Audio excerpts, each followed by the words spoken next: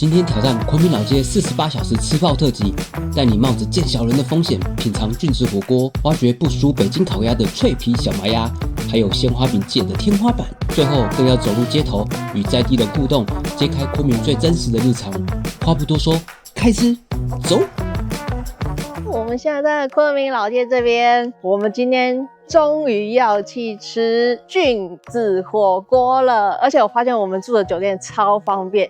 我們住的是這一間逢喜里酒店，這一間一出來菌子火鍋就在這邊，超級無敵近。而且這間是櫃檯小姐她推薦給我們是在地人吃的菌子火鍋，所以非常的期待。一出門就看到這間餐廳了，地理位置非常的方便。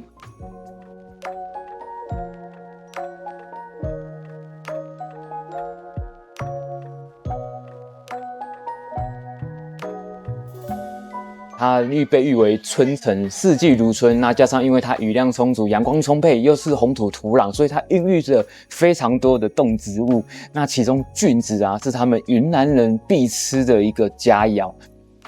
这是黑松露菌，就是蟹水青，还是黄牛杆菌，不酸，灯笼，野香菇。就咱们菌子它需要高温煮20分鐘，在自食气危險之前，你們都可以提前揭開鍋蓋提前吃。店員把所有的菌種丟到火鍋裡面之後，他也介紹了每個菌種的名稱，但是這個不是重點，重點是其中包含一個菌種叫做見手青。所謂見手青，顧名思義就是你的手碰到這個菌子，它是一個毒菌，而且有神經毒素。吃到沒有熟的見手青，你會見小人。什麼是見小人呢？你吃進去之後，你只要中毒了，就會產生幻覺。你沒有想到可能會產生幻覺。他剛才把菌種丟進去之後，要煮滿20分鐘，所以他就用這個蘑菇的計時器，很可愛。計時說那20分鐘之後，你才可以開蓋來吃，不然就真的會見小人。很害怕中毒，但又很想要嘗嘗這個菌子的味道。在昆明曾經發生過一個故事，有一個主播啊，他在主播台準備要上去播報新聞的時候，奇怪那邊的編導想說，怎麼這個主播講話開始口齒不清，然後看到一些小人在空中飛舞，以及有一些幻覺。後來才知道，他原來中午的時候在他們新聞台的食堂吃了見手青，所以新聞台有一個不成文的規定，就是說不准主播吃完見手青去播報新聞，會出事。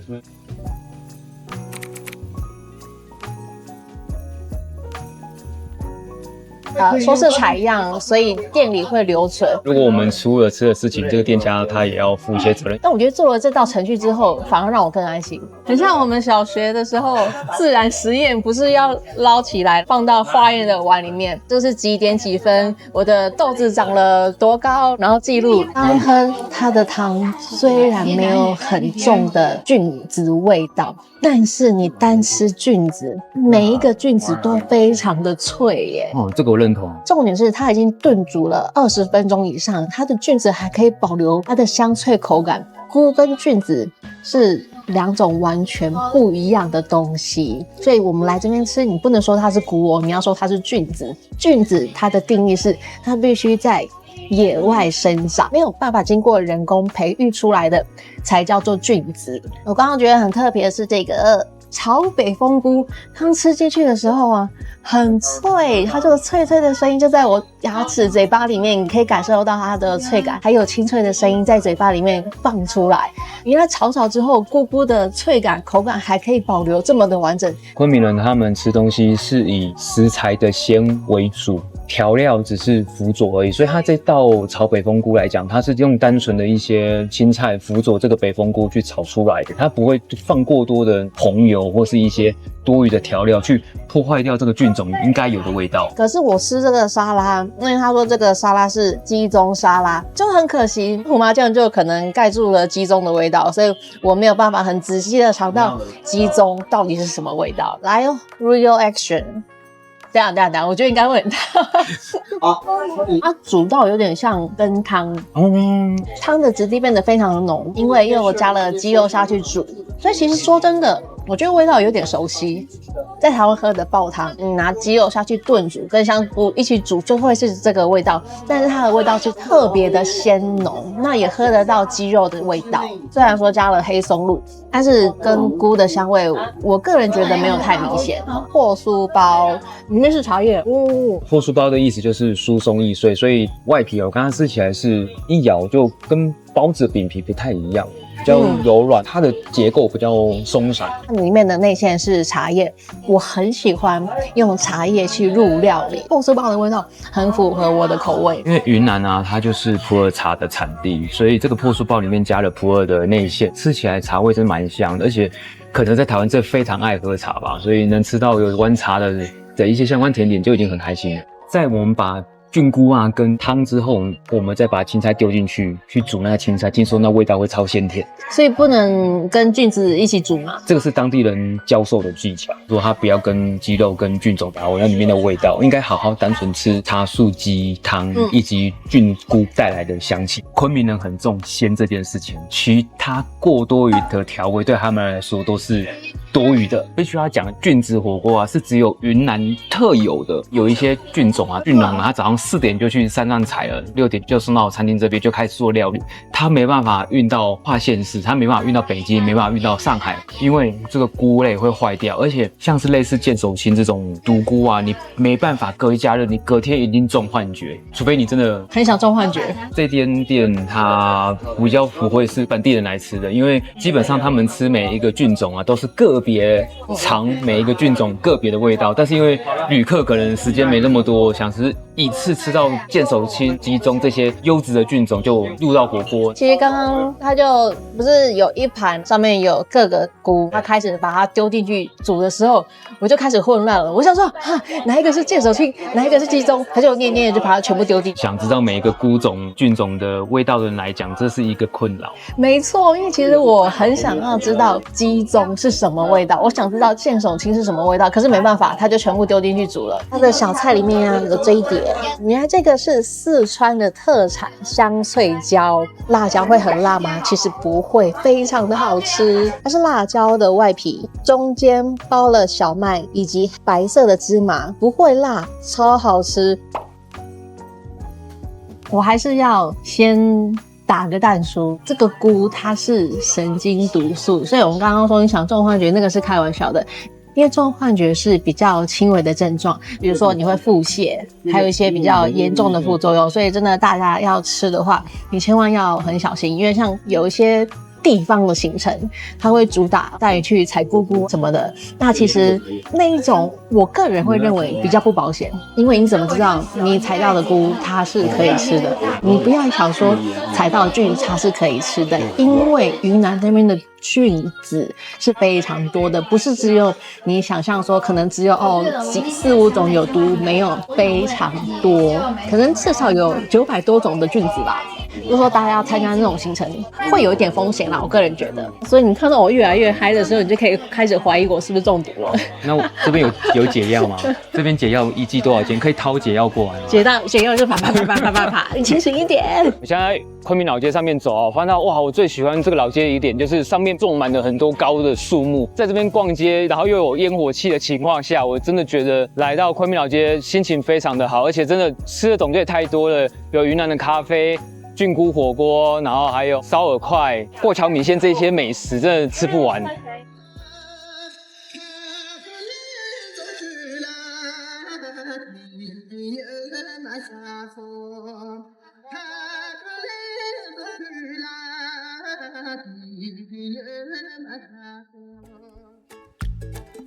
欣賞完雲南人在街邊跳着廣場舞，接下來我帶你去吃一間罐罐米線。回到台灣，我還在想念這個味道啊！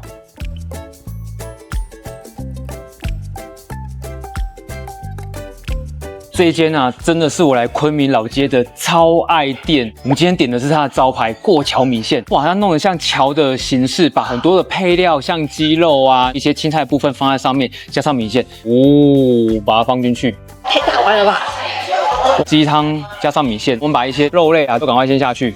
因为我刚剛取餐的時候，他是拿熱滾滾的湯給我，因為我們要跟時間賽跑，趕快把料都先丟進去。很有儀式感。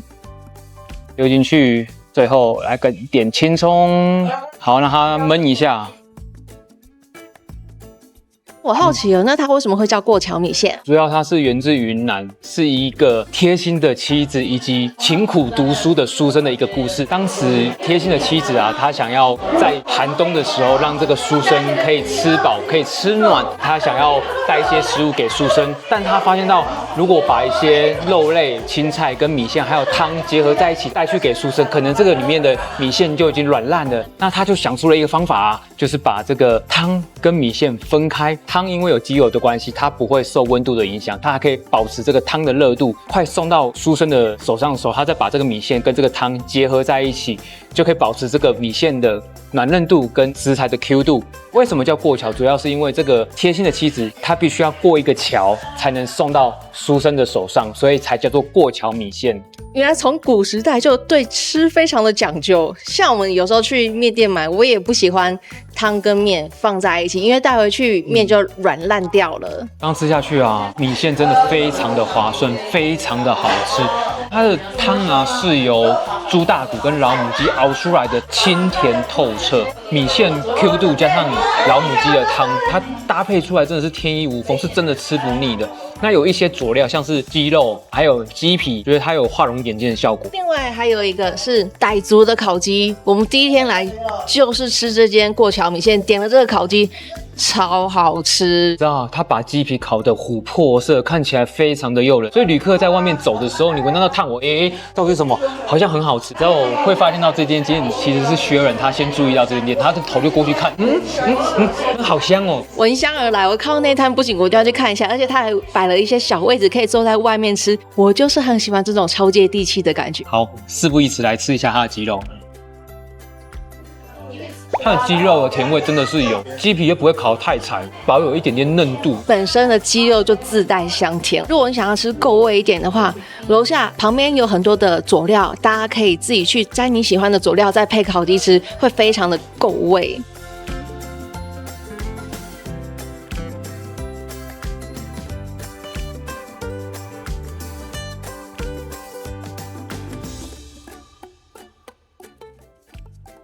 有一点点像是比較清爽一點的酸梅汁，建議大家來這邊可以點杯去油解膩。對，因為昆明這邊水果非常的多，所以路上你也可以看到很多在賣酸棗汁的。吃完熱燙的罐罐米線之後，走，帶你去吃一間非常有氛圍的下午茶店。不是，這個夢和前一個是擺了那個黑皂哦，在台上拍照，它漂亮到好像假的耶。雲南就是產非常多的花卉，所以這邊花花草草真的賞心悅目。在非常熱鬧的昆明老街，帶大家去個秘密基地，享受最愜意的下午茶。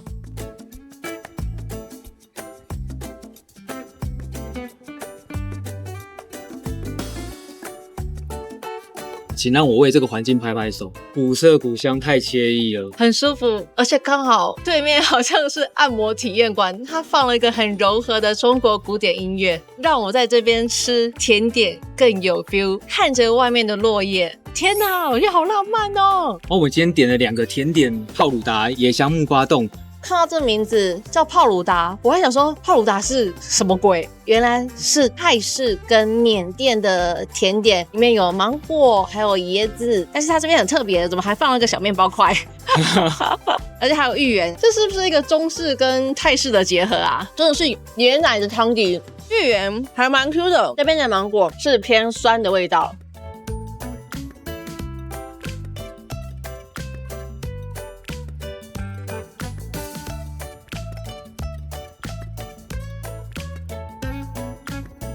這個蠻繽紛上相，中間是木瓜加奶凍，這樣不是很好嗎？更健康。是，而且色澤上我覺得蠻鮮豔，感覺很 juicy 哦。對啊，我覺得它上面木瓜拿起来就已經在滴水了。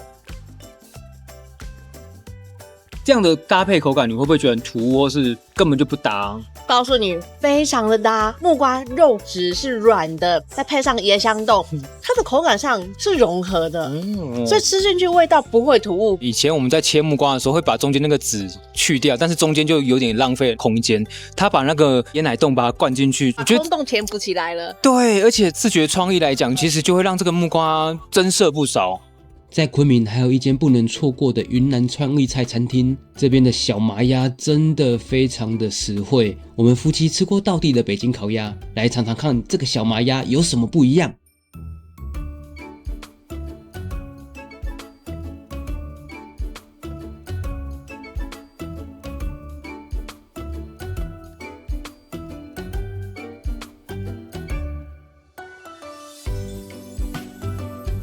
為什麼會選這一間茄子恰恰呢？主要它是雲南的特色料理，把雲南菜轉化成一個創意的佳肴。那來到這間店裡面啊，哇，古色古香。它的裝飾啊，裡面有包含了一些雲南的在地特色，例如像藍藍看起來很 chill 的標語，然後以及花卉的部分，我沒有辦法想象這是一個很平價的餐廳，可以帶出一個這麼高級感、裝潢的質感。想要嘗嘗昆明人平時吃的一些家常菜如何變成創意的料理。好，來茄子恰恰有一個非常重要的招牌菜，就是脆皮小麻鴨。之前在北京吃過正宗的北京烤鴨，所以我們這次抱持着一個又期待又怕受傷害的心情來要吃到小麻鴨。比較特別，它是用雲南的特有種，它體型比較小，它也是類似像北京化爐烤鴨的方式，但是它在烤之前還有經過吹風揉它的外皮等等，有一些比較繁雜的程序。為什麼像小刀鴨？主要是它成年之後，它的外形很像一柄長把的青銅小刀，所以叫做小刀鴨。它跟北京烤鴨吃的方式比較不同，它不是包餅皮，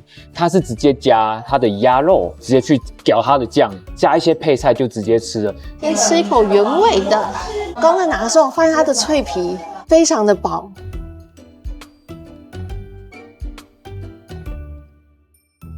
金黄色的色泽非常的漂亮，烤得很焦香酥脆，一口吃下去也是滿滿的鴨油香。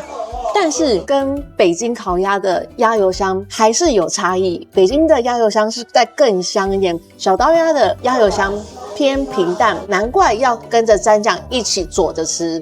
它的體型沒有像北京鴨這麼大一個，不過它這麼精緻小巧，而且它算是整隻鴨都進來的，它的價格其實不貴，不像北京烤鴨，我們其實只有吃了一半，700多塊。一般大家對於烤鴨的肉質的印象是會覺得柴柴乾乾的，其實我剛吃小刀鴨的時候，那口感 Q 彈到我覺得我在吃雞腿肉，肉質非常的嫩，再搭配它旁邊的4個醬，其實這個小刀鴨你不會覺得無趣。小刀鴨的外皮比例是非常的高，喜歡吃脆皮的人，這道非常的適合你。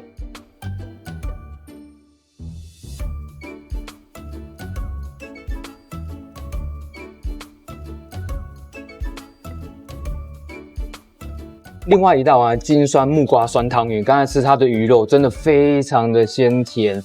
昆明啊，它主要是坐落在於滇中平原以及旁邊的高山，加上有滇池，地利之便，它產出來的動植物，包含它的魚類。剛才吃它的魚類真的非常的細緻軟嫩。酸湯的部分啊，喝了一口覺得有一點點油，但是酸味跟甘味是有出來。那中間有加了一些冬粉，剛才我放到它的湯頭裡面，還有把一些花瓣跟辣椒丟進去調味。昆明人他們吃東西重食材本質細，酸辣調味，愛家常鮮活。我怎麼覺得這吉祥物跟你長得好像？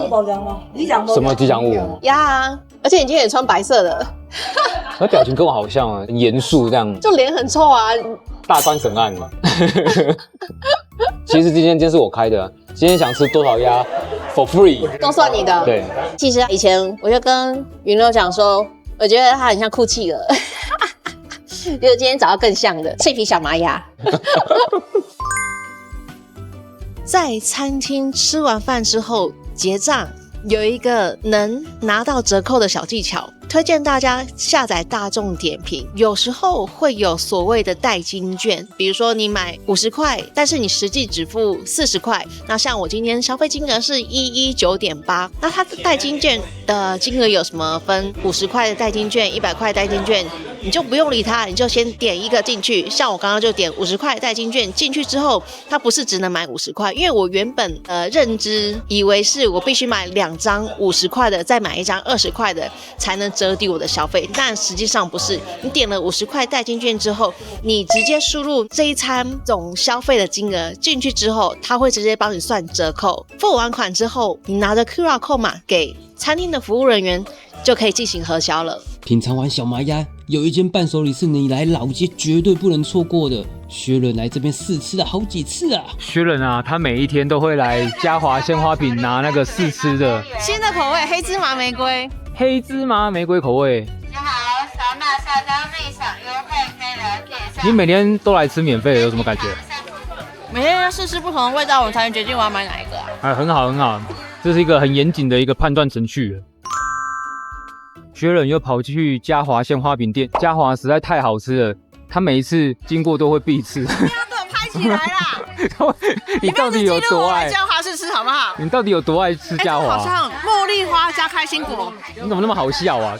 到底有多愛這間啊？嘉華可以找我代言，超愛嘉華的。嘉華店的外觀啊，有很多花的飾品點綴而成，真的超亮麗、超好拍照的。他家的東西啊，真的我們夫妻一致的認為非常的到位且好吃。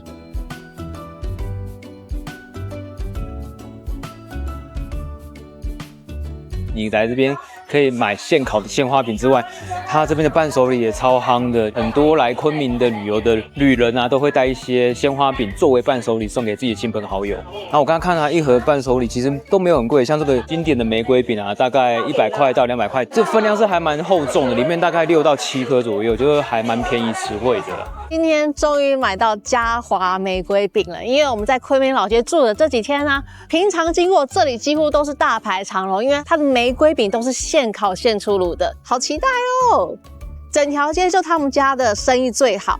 玫瑰酥餅，首先玫瑰花餅的外觀看起來就像我們傳統糕點一樣，但是咬開的時候，它的外皮非常的酥脆，很多的千層，有點像我們吃月餅的那種千層酥的口感，那裡面的內餡，哇，我吃下去非常的驚豔。第一口我想到的是古典玫瑰園的味道，玫瑰的香氣非常的香。这個鮮花餅它的糖度非常的低，很明顯的吃到玫瑰的香氣，微酸微甜的口感，非常好吃，非常的香。桂花栗子酥餅。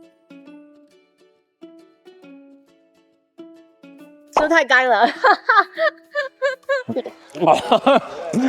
桂花栗子酥烤的酥酥脆脆的，有點像烤的比較乾一點的麵包，像餅乾的口感，但是裡面桂花香氣非常的濃郁。雖然吃進去比較乾一點，但是過一段時間蛋糕融化之後，桂花的香氣就會在你嘴巴裡面散開來了，非常的香。可惜就是有一點點乾。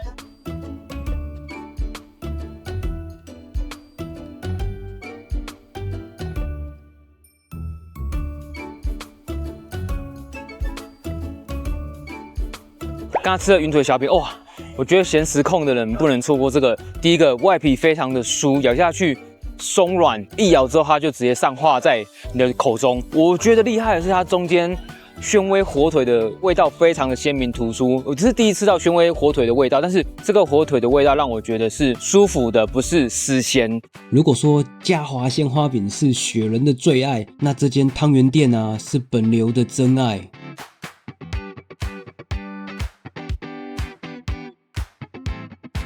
我們現在來到一間陳釀釀湯圓，我們點了4個湯圓，很不錯哦，小小一碗，但是有4種口味：核桃、芝麻、玫瑰、火腿，4種不同口味。先來吃啊，我們先來喝一下它湯頭，湯頭竟然是茶湯哎，普洱茶，好喝，就是中和那個湯圓的甜味。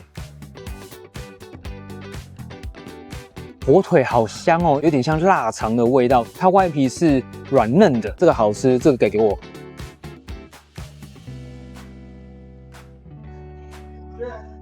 哦，核桃好香哦！本身就是核桃控，它裡面有放了一些白糖，加上黑芝麻，可以看得出來它用料很扎實、很仔細。吃到後面會有一點點甜膩感，哇！配上那個茶湯，簡直天衣無縫。目前吃了2個湯圓，我覺得2個湯圓其實都已經滿分了，所以目前這家店總分是50分，我還有2個湯圓。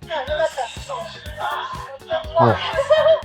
好罪惡，但是好爽哦！芝麻真的濃到是真烘焙咖啡的那種等級的濃了，跟我台灣常常吃到的桂冠芝麻湯圓的差別，濃度大概是桂冠湯圓的2倍，尾韻是蠻有厚醇度，所以我剛剛吞下去的時候，我現在喉嚨還有黑芝麻香氣在。現在目前已經是3國鼎立了，不得不說湯圓的外皮不會粘牙，是利落的，一咬下去直接咕嚕下去了。再來最後的大魔王玫瑰版。在雲南有3種不同的食用玫瑰，那玫瑰花餅非常的常見，就是鮮花餅。那玫瑰湯圓啊，在這邊見到了，來吃看看。你是炸出的汁啊，還是？你幹嘛是要哭了，还是在沉思？我靠！我現在是掉入玫瑰花園了。它的玫瑰的花香在齒縫中綻放着，一直到喉嚨進去到我胃裡面，我感覺我整個胃裡面被玫瑰風暴所席捲開來了。你已經變凡爾賽玫瑰了。很誇張的是，你會吃到有一點點玫瑰的纖維感，就感覺是玫瑰的花瓣包進了湯圓裡面，這個層次是比較豐富一點。相較於剛才其他3個湯圓來講，我覺得這個給滿分，所以這間甜點店目前是我心目中的滿分甜點店。在用餐的當下，遇到2位小哥哥跟我們分享着昆明有一個獨特的食材。对，中药名字就叫魚腥草，这其實就是魚腥草，因為我們台灣都叫魚腥草，沒人叫折耳根，所以我們難怪認不出來。對，魚腥草，哇，對身體很好。對，這個主要是鮮的，吃味道要好一點，那個能接受，基本上西南含着很。它比吃那個味道要輕得多。這個好像只有雲南才有的，對啊。四川、重慶、川渝的這一帶都有。哦，好。我刚刚吃那个洋芋的時候，裡面就是這個味道。你說白色的？哎，我行，只是它味道很明顯，喝進去的味道，喝的淡了很多。对，聞的味道很相同，但是喝的還吃的非常的濃烈。你現在已經可以橫掃整個。很少遇到，尤其是他們一到四川去吃涮火鍋的時候，他們都會有蘸料的，吃各種地方都會有這個。你成長了，你成就解鎖，挑戰成功了耶！我們夫妻很謝謝這2位小哥哥的分享，拿了台灣的小零食分享給他們。剛好有一個小零食給你們，謝謝。這是什麼？是台灣的有名的伴手禮。好，謝謝。對，這是我們台灣常吃的。對，它是巧克力，裡面是堅果，一個小小的伴手禮這樣。除了湯圓，我們還點了3道甜品，但是味道一般般，還是湯圓最好吃。对這邊印象還是非常的好，因為這邊濕度比較夠，所以之前跟薛仁在北京的時候，氣溫濕度真的太乾了，乾到皮膚在癢，然後呼吸很困難。那沒想到來到昆明這邊氣候宜人，聽說四季如春。我跟薛仁來到一間昆明的特色手搖飲店，為什麼會來這間？是因為這間每次都排非常多人，你可以看到後面排非常多人。我們今天點的是滇紅拿鐵。滇紅它是雲南的3大食用花卉，其中滇紅玫瑰啊也是非常多人用來觀賞或者是做食用的。那這杯多少錢？19塊人民幣，大約台幣83塊。中杯還是大杯？中杯的，所以其實不太便宜。那不過它這邊的茶飲都非常有昆明的特色，其他地方喝不太到，所以來這邊一定要試試看。我剛喝了這個滇紅拿鐵，是我沒有喝過的拿鐵味道。因為台灣的拿鐵奶茶，我自己本身也很喜歡喝奶茶。那喝來喝去，你會發現大概就是那種體系的味道。那這個滇紅拿鐵是我第一次喝到這種味道。那第一口入口的時候，茶味的味道比較濃郁一點，但是過了一段時間會慢慢的散開來，它茶葉跟牛奶的比例也搭配的剛剛好。那到後面的尾韻呢，變成一股清香的味道，在你嘴巴裡面散發開來。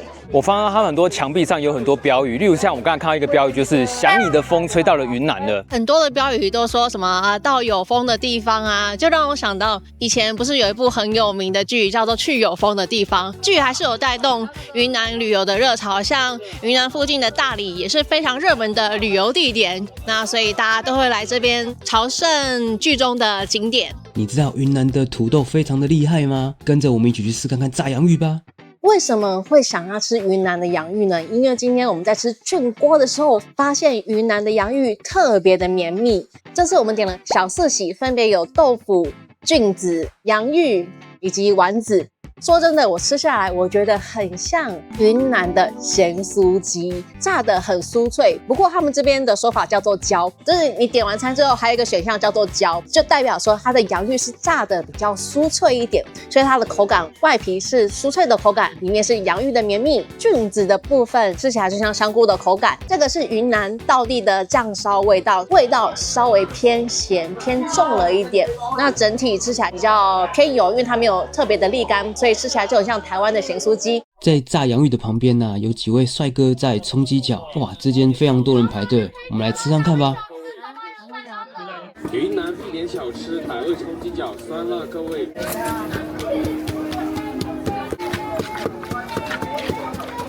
來到昆明老街啊，有一個每一次都排非常多人，就是傣味蔥雞腳，它是去骨的雞腳。我剛才吃它雞腳 Q 彈無骨，非常的入味。那為什麼是酸辣的提味呢？主要是因為昆明啊，它的氣候是比較潮濕的，它會用一些酸跟辣去做調味，會讓你的身體把那個汗逼出來，會比較舒服一點，有點像是泰國的青木瓜沙拉，有讓我找回在泰國吃沙拉的清爽感。這次我們住在充滿韻味的昆明老街，除了享受便利的交通，我們還特地抽空去了西山公園和翠湖。說實話，這兩個地方真的讓我們太驚豔了。西山有一種大氣磅礴的美，登上龍門俯瞰整個滇池，那種視野開闊的震撼感，真的會讓人忘記煩惱。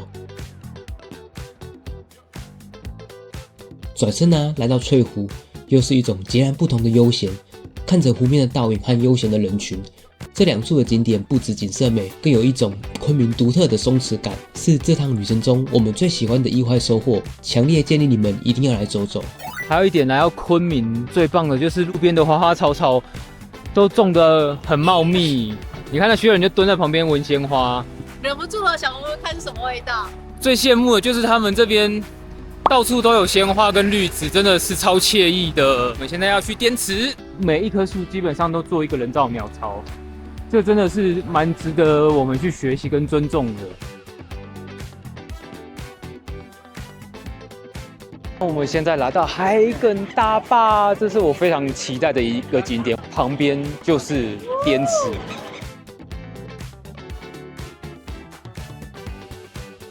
請薛仁去買了餵海鷗的食材，我終於知道那個佐助的千鳥是怎麼來的，千鳥滇池版。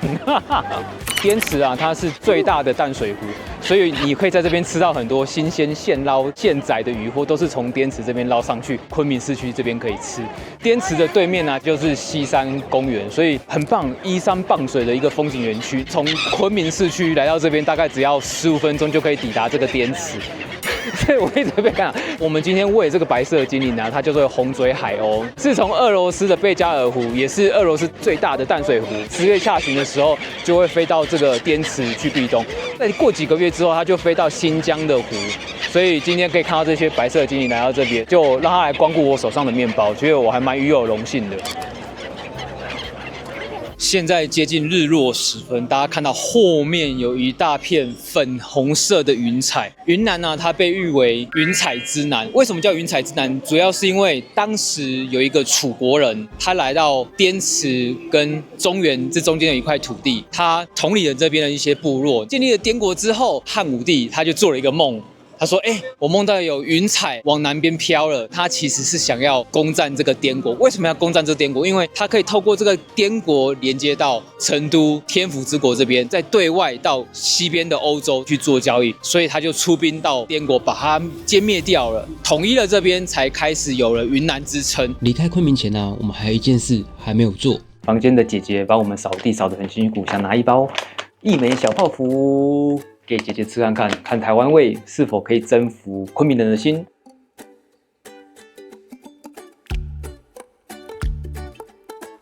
對，姐姐，我有那個，我從台灣來的，帶個台灣的零食給你吃。哎呦，太客氣了你。那個我們台灣很有名的小泡芙，我那拆一個給你吃。因為沒有，謝謝。就整包給你吃，对，你吃看看。不要，你們吃就可以了。没有，我們台灣很常吃。謝謝你幫我們掃房間。沒有，這是應該的。您哪裡人？您昆明人嗎？啊，我是昆明的。這個你留着慢慢，好吃嗎？好吃。好吃。因為跟我們這邊的不一樣，我們這邊的小泡芙是軟的。是焦的這個是焦的，脆脆的這樣子，還是有點不一樣，還吃得慣嗎？有點不一樣，還吃得慣嗎？好，那我留在這邊，整包給你，不會。影片最後啊，想給旅客們一些建議。如果你今天是第一次來昆明，我是蠻推薦來昆明老街這邊住個幾天，餐廳很多元，不管你要吃菌類、特色水果、農產、咖啡，這邊一應俱全。你不需要搭地鐵就可以到，地利之便非常的強大。你可能3天2夜，你在這邊你就可以吃了7、8間以上的餐廳。第二個，人行道建設的非常的寬敞，非常喜歡走在昆明的人行道上面，因為有樹蔭、一些文創的一些標語，他們這邊的裝置藝術其實都布置的蠻到位的。第三，這邊人都蠻熱情的，跟一些昆明人相處到現在，其實他們都蠻善良的，願意跟你分享。如果你第一次來昆明玩的話，不知道要住哪個地區，一般人會以為在車站附近比較方便，不建議大家住在昆明火車站附近，景點比較集中在昆明老街這一區。我建議大家來昆明的話，選擇住在五一路站這一區，因為它就是在昆明老街裡面。逛昆明老街，或是你要吃在地的雲南特色美食餐廳，這邊都非常的多。昆明之旅還沒完哦，下一集要帶你逛逛昆明最大的夜市。喜歡這支影片就按下訂閱，開啟小鈴鐺，然後分享給你的朋友。我們是創世小夫妻，下集見。